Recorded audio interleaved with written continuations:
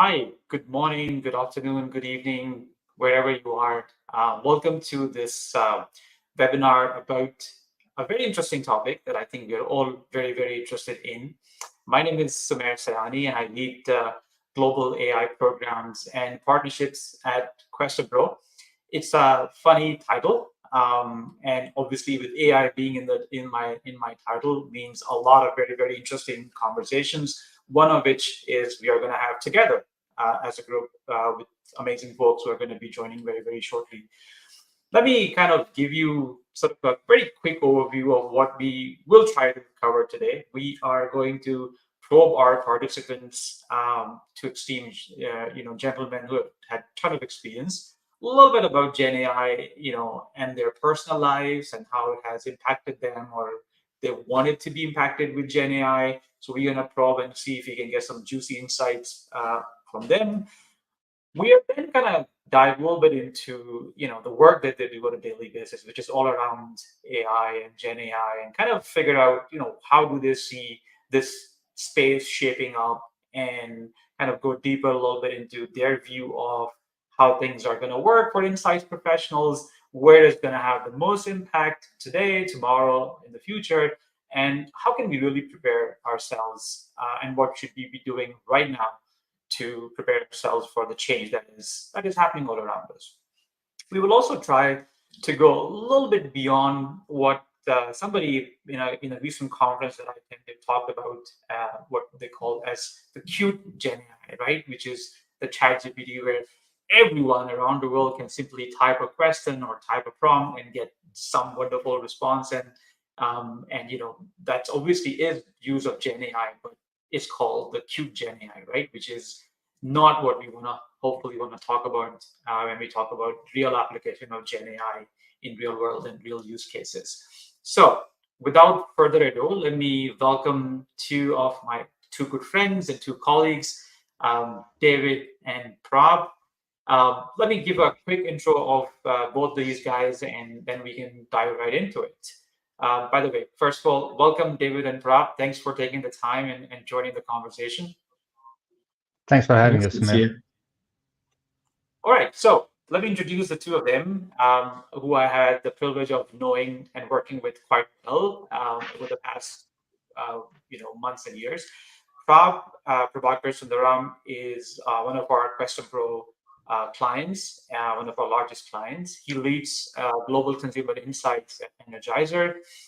Before that, he led insights at Milton Brands and Publix supermarkets. He has done his master's of marketing research and has an MBA with experience on both client agency and research supplier side. So somebody who has seen it 360 degrees. So as you can see, it's a super beneficial viewpoint to have from all the different angles. We also have David Udica. He's currently SVP Research and Insights, Retail and Wealth at Citibank. Before this joining Citibank, he led vertical insight and scale research at Facebook/Meta right now.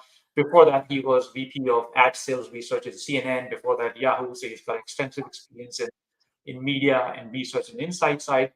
He also was an advisor to me in my startup, Pathos AI. So again, welcome guys, and thank you for being here. Let me start, I guess, by giving you guys, one by one. Maybe David, you can start first. Kind of like a general overview of, your experience with Gen AI or AI. Anything exciting or interesting or fun that you can share at a broad level right now, just to get us going? Anything fun? Yeah, definitely. So first off, thanks for having me, Sumair. Really excited to be here, chatting with you and with Prab. I know most of our conversations that we've had in the past have been super interesting, so looking forward to that.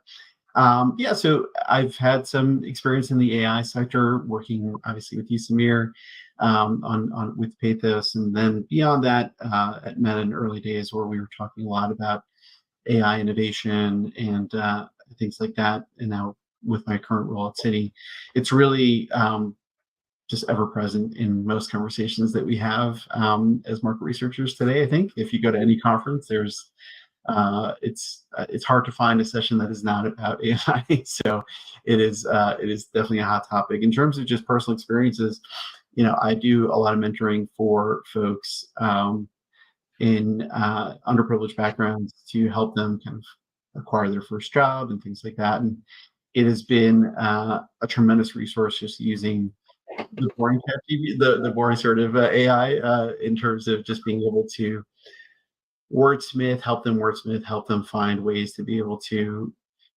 explain their experiences in a really concise manner so that they can really secure that job, and making sure that they can do it in a quick fashion and tailor their resumes and their backgrounds and information to whomever they're talking to next. And so it's been a great tool from that perspective, just being able to help guide kind of queries and kind of thinking about how to speak to some of those things.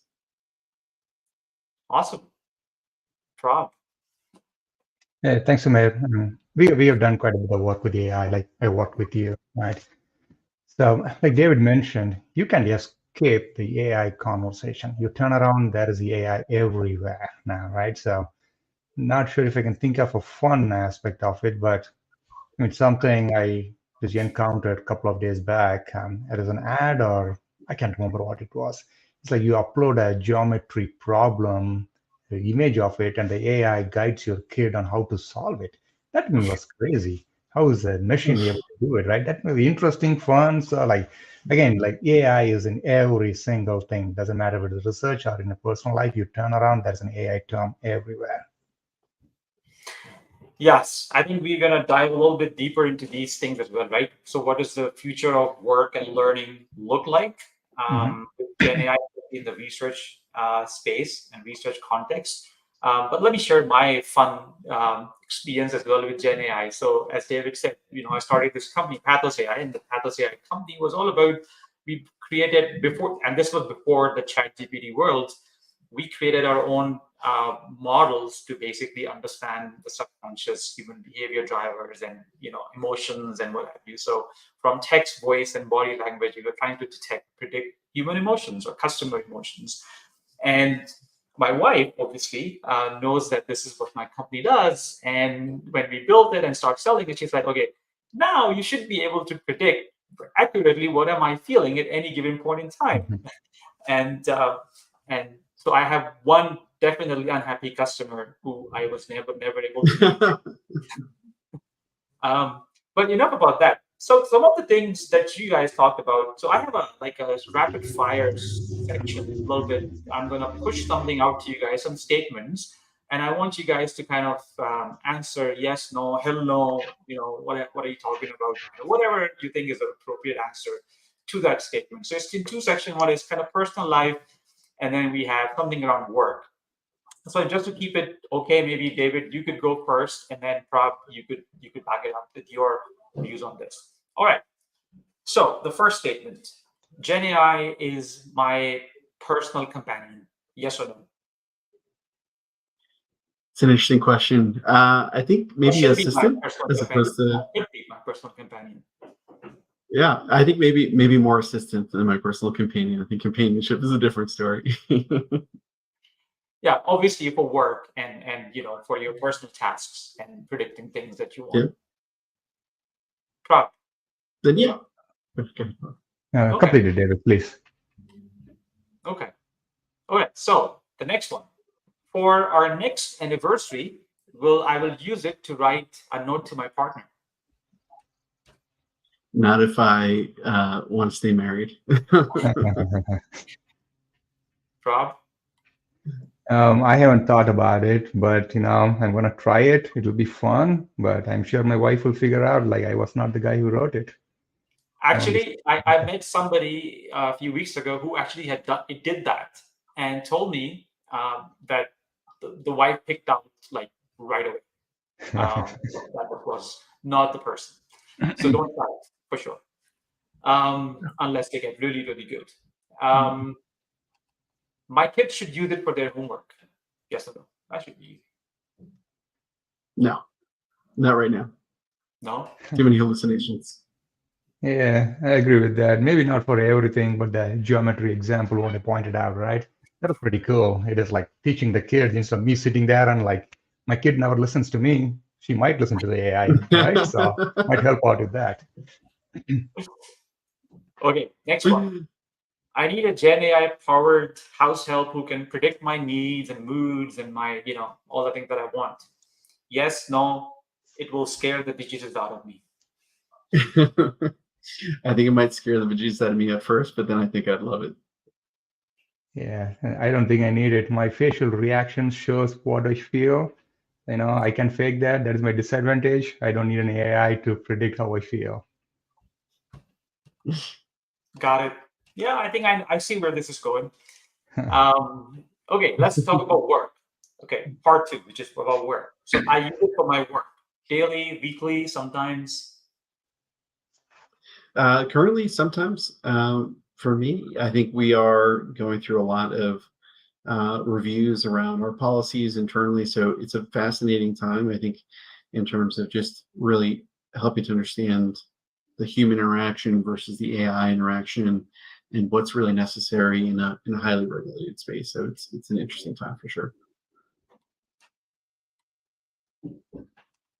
Yeah, Rob? Yeah, I would say we do kind of sometimes and on a weekly basis as well. We have partnered with a couple of AI solution providers, which creates a lot of efficiencies for us. So we do use it weekly, but at the same time, um, I would want to use more of it, and I don't have the time for it. That's my excuse. But again, as I mentioned, we have a couple of solutions in house we partner with, and there's a lot more out there. I would like to try it out. Okay, so that then is a nice segue to the next one. Is making my work life better, harder, maybe both? I would say it's better in a way because it creates efficiencies. It saves times on the things we use it today. So I would say overall it is better. Again, as I mentioned, there's a lot more out there. It is more about testing and learning and figuring out how it can make your life easier. So once we are able to figure out the time and be able to test and learn some of the new tools, it is going to add more efficiencies. Yeah, I'd agree with Prab there. I think there's a lot of potential there. I think there's a little bit of a road to get to where it's on a day-to-day basis, really just impacting my workflow. But I am very, very hopeful that that day will come soon, and that I'll be able to, really be super productive on the things that matter the most to me. Okay, we'll dive a little bit deeper into those things as we go forward after this rapid fires. So next one, it will create new jobs. Yes, no, will be the same as any other, technological advancements that we have seen in the past.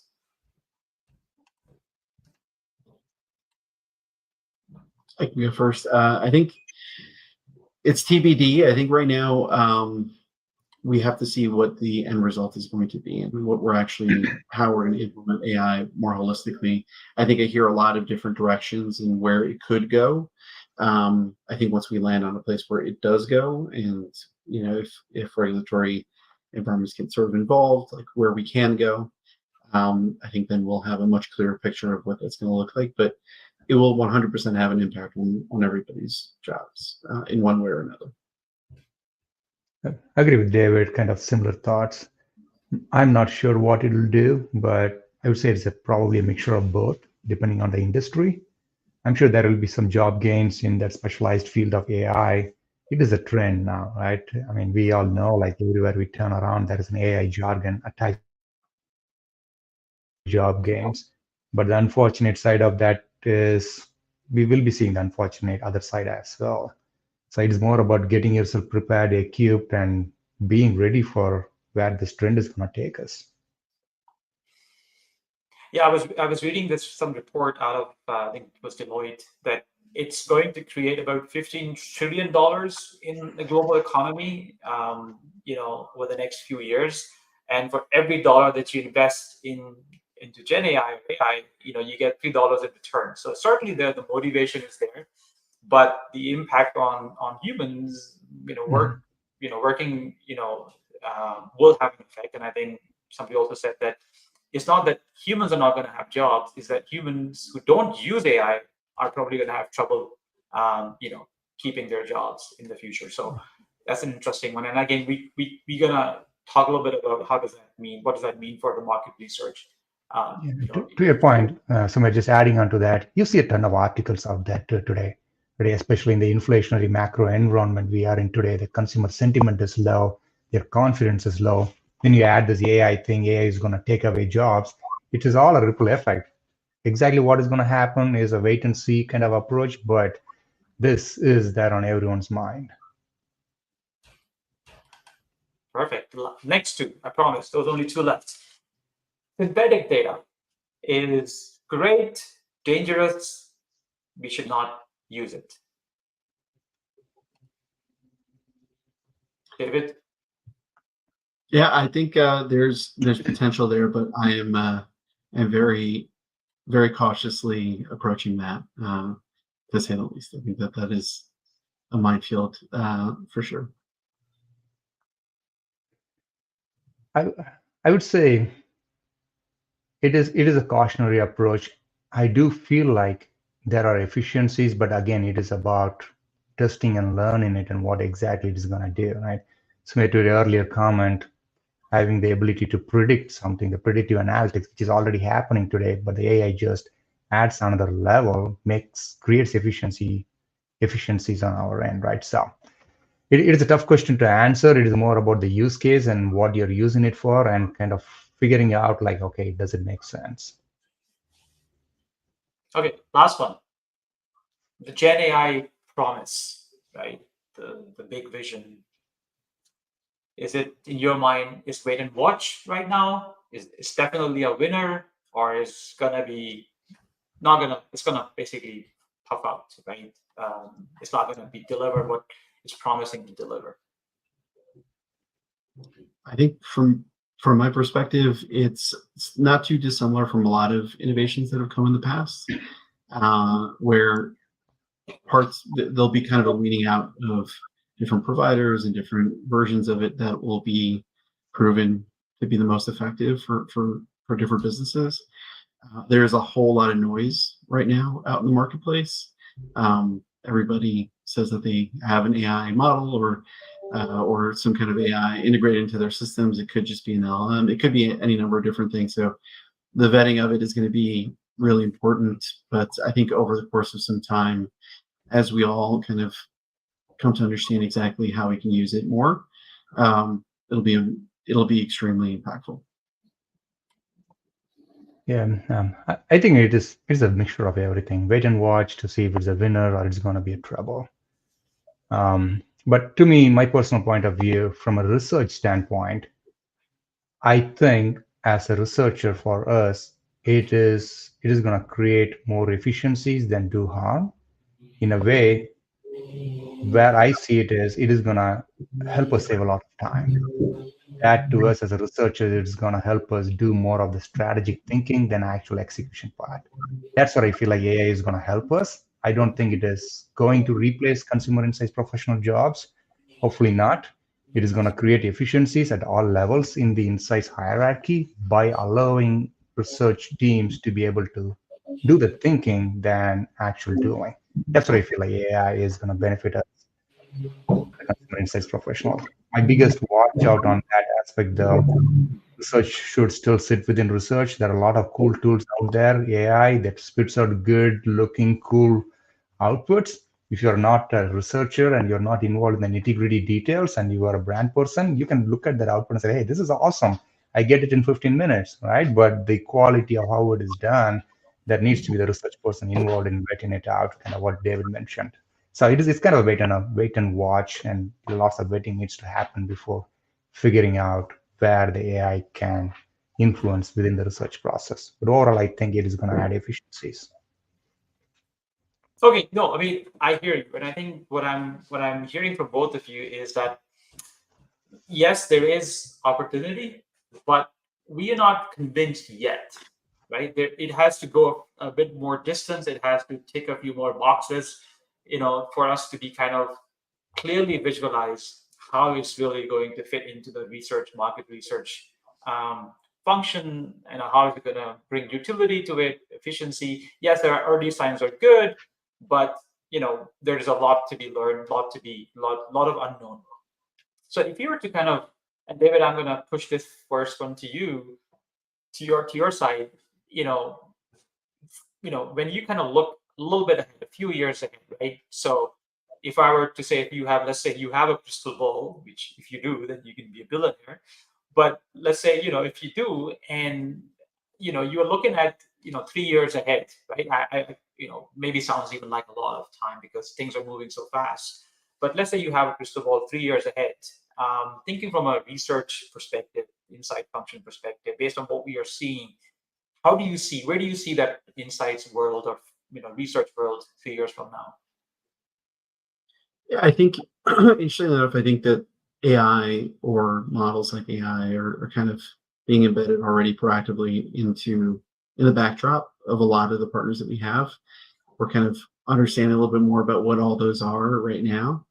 So I think all that's going to come to light. We're going to get a better, clearer understanding of how to use those models more effectively.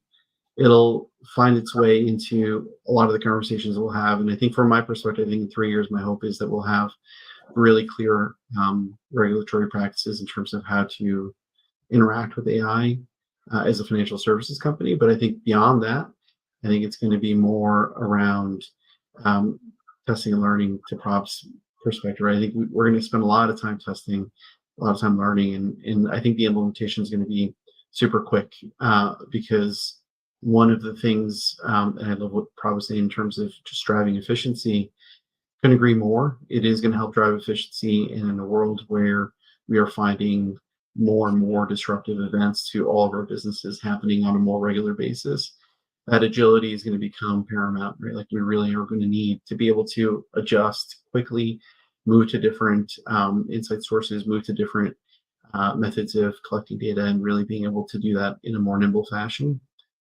is going to become incredibly important. So again, I think that's going to really be the relevance and importance of the insight professional, is delivering those insights and leaning into our kind of AI assistants to be able to really mine the data and help us move more quickly. So, Prab, similar question to you, but in a little bit of a different way. So, same visualization, let's say 3 years out.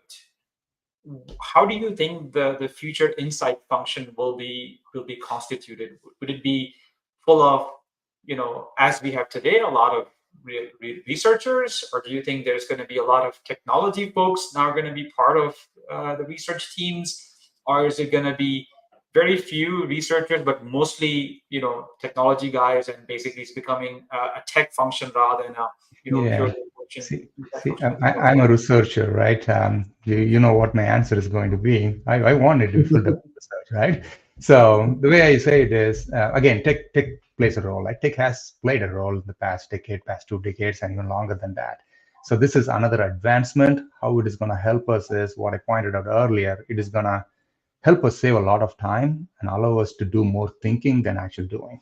That's what I feel like this is going to benefit us. And another aspect I feel is about synthesizing data, right? At least when I look on the CPG side, there are multiple data sources available. We look at our survey data, consumers, what they say is not what actually they do, right? We look at the receipt capture panel, it's a completely different dynamic. And we look at the secondary data sources, right? So synthesizing all these data sources to be able to provide that actual consumer voice, or like David pointed out, insights, right? Trying to get to that is time consuming. AI can help us with that. And that's what, to me, differentiates us as from being a researcher to being an internal consultant, right? So I see a big difference in that. For you to be able to be a consultant, you need a lot of time on your hand to be able to be the non-researcher and talk in the brand voice and be the consultant to them. That's what I feel like AI can benefit us as a researcher. Long answer, Sumair, but short answer to your question, I want more researchers. And I think that goes to the concept of whole it being the the human at the top, right? And even in the middle, and even at the end of the funnel, right? So unless we have that co-pilot scenario or the human leading this, we're not there yet to say, okay, we basically have GenAI or tools, technology folks running insights functions. That is not going to be something which we don't foresee. But it also means that the insight functions and folks who are in working in this space, they need to skill up, right? They need to orient themselves with what it is and how, still they know the context, they know the use cases, they know how users need to be able to use this information, but they need to know how to use these tools and at least be aware of what are the possibilities that these tools provide. So again, with that, let's focus on maybe current challenges, right? So we talked about a little bit of the future, but looking at the same kind of taking the same, let's say, way of thinking and saying, what are the kind of big challenges that you are facing today where you think Gen AI could be a big enabler, right? I know some of you things that you're already testing, some of you already using, but what are your biggest pain points that need to be solved? So here's my immediate thought to that question. I don't think there are any challenges today that existing tools cannot solve that AI can come in and solve. That's my first kind of immediate reaction to it. But at the same time, AI kind of probably mentioned the term efficiency like 100 times the past 30 minutes. Where AI benefits us is in being able to do the job much quicker and faster, right? But that is where, like the conversation we are having, I personally am a little bit skeptical on a lot of the outputs. It's more about testing and learning and trying it out. If we don't try it out, we won't learn it, right? To an earlier point, when you asked the question, I want more researchers and not tech folks, but we as researchers can be dormant. We need to adapt these new technologies and keep up with the trend to figure out how these technologies can help us as a researcher, right? So to me, it's a combination of all of those things. So David, I remember there was ex-IBM CEO who I think Jane Fisher, I think was his name, or maybe I'm not getting it right, but she said something along the lines of innovate or evaporate, right? So, in your view, today, looking at today's challenges, yes, certainly is it not something that we cannot solve, but what are those pressures or what are the triggers that is forcing us to kind of look at Gen AI to solve today's big problems? We talked about efficiency. Is that a big push from the leadership? Is it speed? Is it, what are the things that are triggers that we need to think about as market researchers today? Yeah, I think I kind of alluded to it before a little bit in my answer, but I think it's just the nature of our business today, right? I think like when I first started off in my career, there was a whole lot less disruption, and the disruption wasn't of epic proportion, right? Like there wasn't like all these massive events that would change how we plan to buy media, how we make decisions on what to buy, what are the influences that we are all kind of being aware of on a day-to-day basis. So there's so much disruption out in the marketplace that I think, to me, the opportunity is clear for what GenAI can do. I think it is a facilitator to make decisions more quickly and to find the insight more rapidly. I think one thing that we haven't really touched upon yet is like knowledge management, right? I think we all sit on a lot of insights and a lot of research, and AI can be this fantastic force from a knowledge management perspective, where if I can answer and query a database that I'm building myself, it's a phenomenal tool to be able to really quickly mine data, create analyses, competitive analyses, or really beefing up competitive intelligence within companies, which is something that I think is waning a little bit today. So I think there's tremendous amount of opportunity within that space as well, right? Like in just thinking about building skill sets and things like that. I think it's going to be around creating the right queries, making sure that you have the right way to ask a question of these different models to get the best answer, and then ultimately it's going to solve for the 5 p.m. question that you get from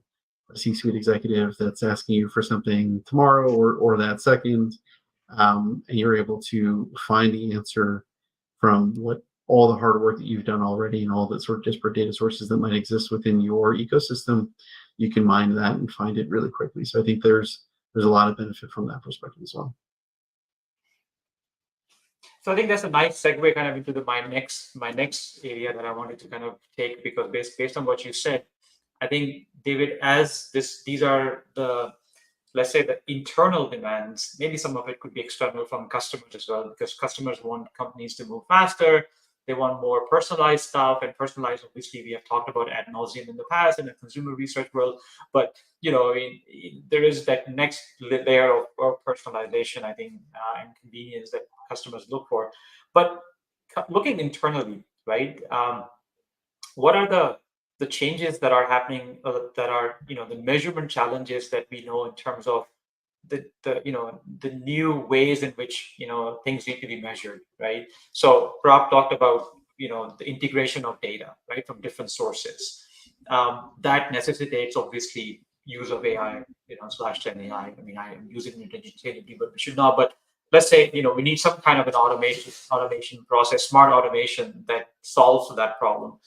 What are some of the other kind of evolving measurement challenges that are going to impact or influence the use of the decision to use GenAI, for example? I don't know, Prab, you want to take that on first? Yeah, I mean, I think I kind of alluded to the synthesizing data. That was my biggest pain point. As David was talking, from a measurement challenges standpoint, I haven't personally found a tool that would solve this pain point of mine. What I mean is the ability to effectively measure the creative's impact on a marketplace.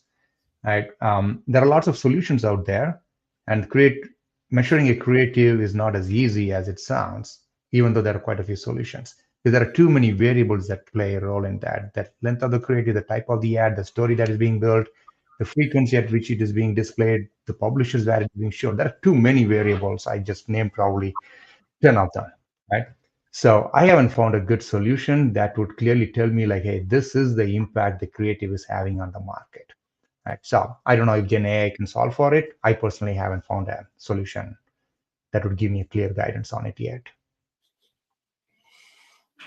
David, you obviously deal with a lot of transactional data and all the different pieces, but looking at broadly, right? Speaking of data in general and listening to consumers and the agility of it and all that, what do you think are some of the key challenges for the industry, for the research industry as a whole?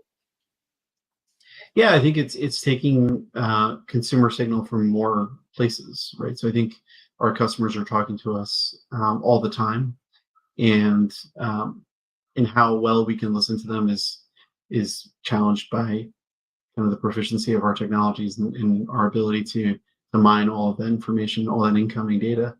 So I think for sure there could be some really strong use cases from a GenAI perspective. I was just at a conference recently where hearing just these amazing stories of where different interactions with customers lead to different personalized experiences that can then land kind of greater overall experiences for that customer. That's all happening already, and it's using a lot of inferential data. It's using a lot of these kind of AI models that build off top of these humongous existing databases. So there's a tremendous amount of opportunity there, I think, in terms of fixing pain points, and really thinking about how do we take the tremendous amount of signal that we're receiving and help it to make sense of all of it, and integrating it as well is a big part of it. So when we talk about solving these kind of challenges, so there have been a lot of talk about, obviously, about the cute part of GenAI, which, as I mentioned, is kind of Chat GPT and OpenAI and large language models, massive models, obviously. But more recently, there is also a trend that is coming up, and which basically there's been some tests that have been done by different folks who have looked at those kind of OpenAI type of models like ChatGPT and others, the Geminis of the world, the Copilots, as well as smaller models, but with more organizational data, right? So less of the generic data that is out there that is being used by these OpenAI models, but let's say a smaller data size, but definitely more contextual, more organizational data. And it has, what we have learned with that is that the model performs equally or better when you use a smaller model, language model with the organizational data, because it's trained on the right context, right? And this is what we saw, David, when we worked on Pathos AI as well, that because we did not have the chat GPT, access that didn't exist at that time, we use a lot of contextual data. So what is your take on the ability or the willingness of the organizations to kind of work with, internally as well as with agencies on leveraging more internal data for training more, specific use cases for themselves? Maybe David, you can start. Yeah, sure, happy to. Yeah, I think there's to me that's the solution I'm looking at right now, and I would look at in the future is these closed loop solutions. I think with closed loop solutions, however, come a lot of challenges in terms of security and privacy, making sure that whatever is training the model is not training other models, is not training greater models, and there's a very when it is a closed loop, it is indeed a closed loop. That's just a huge component of sort of the initial factors of it. But yeah, I think to me, like I mentioned before, maybe like the most simplistic use case is of like a knowledge management tool, right? Like where, as I mentioned before, there are in many cases, these like there's intranets. Everybody has an intranet. Everybody has some kind of knowledge management database and service, but like there might be 5 of them at a large company, right?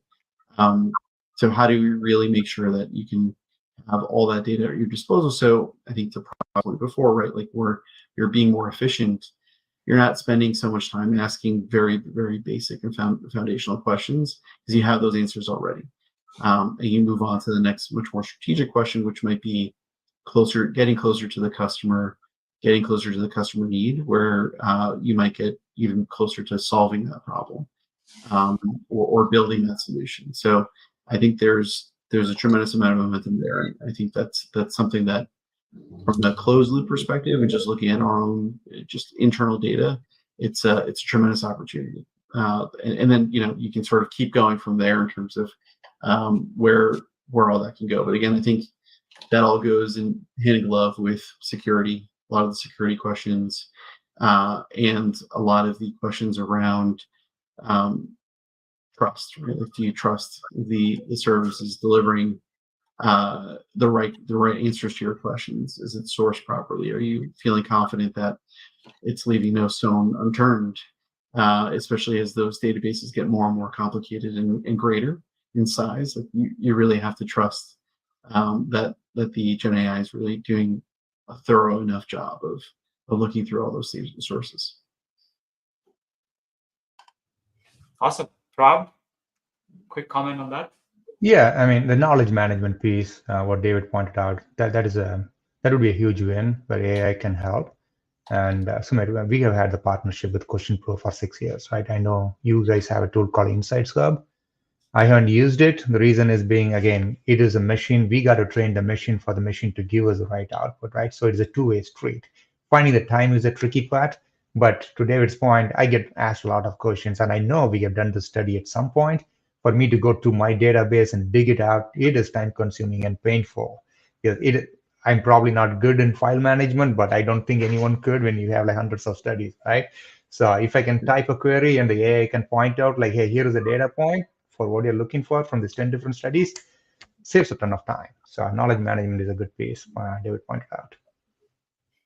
Okay, so we come to the last question, and then we can go back to the question from participants. Our listeners, if they have any questions, we will take those, as many as we can. So the last part is really kind of intertwined, right? So obviously, being responsibility, ethical AI is, we have to talk about that. What are the kind of guardrails that we need to have? But I'm gonna link this question with another question, which is, what would be your message to organizations when they're choosing an AI supplier, right? There's just so much of it out there. There's so much clutter. A lot of it could be just wrappers to OpenAI, and the little kind of work behind it really. So what will be your message in the context of not only responsible and ethical AI, but also in terms of, how would they choose? How should they go about choosing, AI suppliers?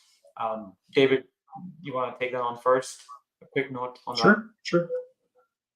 Yeah. I think there's a lot of homework that you need to do beforehand on the company itself. There's a lot of questions that you need to ask that are, I think I'll share one quick anecdote.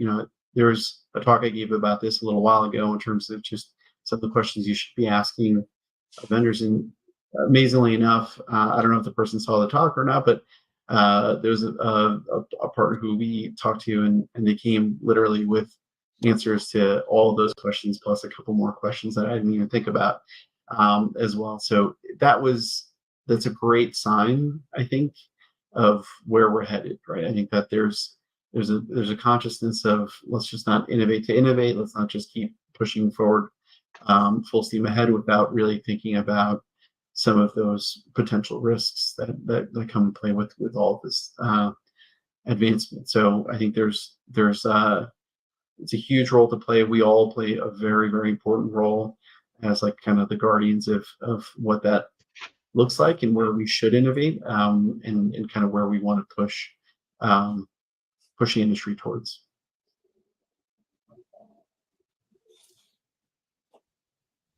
Prab, do you want to have any comment on that, or should we just? Yeah, to me, I agree with David. I mean, there's a lot of concern. You got to be careful and watchful on who you're partnering with, right? My other side of the story is it is a trial and error. Right? Take the time to talk to the folks who reach out to you. I know we are all busy. We get a ton of emails. It is just not possible. But when something grabs your attention, take the 2-second view into look at their website and find 30 minutes to talk to them, right? When you talk to them, the reason I'm saying this is there are a lot of cool AI solutions out there. If I had not spoken to a few folks who I have spoken to, I would have had no clue on what their solution is able to do, right? So again, to the earlier point, we cannot be dormant as a researcher. We got to move up along with the innovations that is happening. And the only way to do that is talk to folks, figure out, and in 15 minutes, you'll be able to find out like how good or not good that solution is, right? So finding that 15 to 30 minutes time is critical. Well, yeah, for sure. And I think Sumair came up with this 20 question, this checklist of 20 questions that organizations, the market research folks should use to choose AI suppliers. And I kind of took it and converted into a checklist, which we will share, I think, with everybody who's participating as well, as to how should organizations think about choosing AI suppliers. And I think a lot of it is pivoted into trust. Can you really trust what you're getting and who you're getting it from, and that your data will be secure? So I think that's really where I think it kind of nets off to. Some interesting question, and folks who are listening, please feel free to ask questions. We're in the last few minutes of the discussion. This is an interesting one, and I think what Don is asking is, can the insight professionals actually lead this whole thing around embedding AI into organizations? Should we be the leaders and drivers of this whole space? I'm sure CTOs won't agree, but what is your take on it, Prab? Maybe Prab, you can have your yeah. I would say like, why not, right? At least in the area of our expertise, it is tough to show a ROI on research. The only way to show ROI on research is the quality of the output and the efficiency at which we are doing things, right? The more we are doing it, the better visibility what we are going to get. And AI is going to benefit us in that. So why not be the lead in areas where you are responsible for to showcase how AI can power your insights engine? David, are you leading it? Yeah, already? I think I think in some cases it may make sense. In other cases, it may not. I think to Prob's point, as it relates to our expertise and our areas of expertise, I think it's important. But I think it's also important for us to be involved in questioning the technologies that come in and having sort of that armed with an understanding of how to test and learn and create experiments and build that knowledge base. We can definitely assist in creating kind of checks and balances kind of within the organization. So we have another comment from Don who said to use AI to mine public domain info can help uncover initial weak signals emerging in conversations. Yeah. So definitely, I think this is what I think you guys talked about a little bit as well, that there is a lot of touch points from where customers are telling us. I think, David, you were talking about that we have so many listing posts. The listing posts are increasing, right? And it's just that our ability to listen and synthesize and understand in an effective way, in a cost-effective way, and right insight is very challenging. But do you see this as a huge opportunity to predict issues, preempt issues? Yeah, I would agree. I think that there's definitely opportunity there. I think that the interesting thing is we could say there's pretty much opportunity in every direction that you head in when it comes to AI, especially when it comes to large databases like that. I think it's just a long road ahead in terms of really determining whether or not we can delineate those weak signals and apply the appropriate weight to them to sort of predict the future impact of them. Right. I think there's maybe a little bit of a longer road there to go, but I think it's an interesting opportunity. The fact that we can have that conversation is awesome to begin with.